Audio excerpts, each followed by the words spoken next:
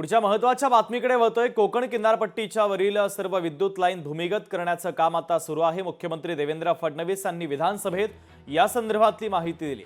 वादळामध्ये अनेकदा लाईटचे पोल कोसळून विद्युत पुरवठा खंडित होत असतो, त्यामुळे भर पावसाळ्यात विद्युत पुरवठा सुरळीत करत अडचणींमध्ये जातो, तर यासाठी 5,000 कोटी रुपयांचा खर्च अपेक्षित आहे। पूर्ण कोकण आपत्ती सौम्यीकरण अशा प्रकारचं एक प्लॅन त्या ठिकाणी ॲक्टिवेट केलेला आहे। याकरता बाह्य स्रोत बँकेतनं आपल्याला त्या ठिकाणी मदत मिळालेली आहे।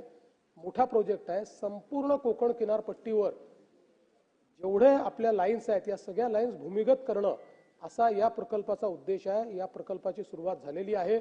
आपत्ती व्यवस्थापन जे आपलं खातं आहे ते खातं त्या संदर्भात ते काम करतं आहे। त्यांच्या माध्यमातून ते होत आहे। त्याचे टेंडर्स देखील सगळे झालेले आहेत। जवळपास माझ्या अंदाजाने 5,000 कोटी रुपयाचा हा कार्यक्रम आहे टप्प्याटप्प्याने, आणि त्याच्यामध्ये पूर्णपणे संपूर्ण ज्या लाईन्स आहेत हे आपण अंडरग्राउंड करतो।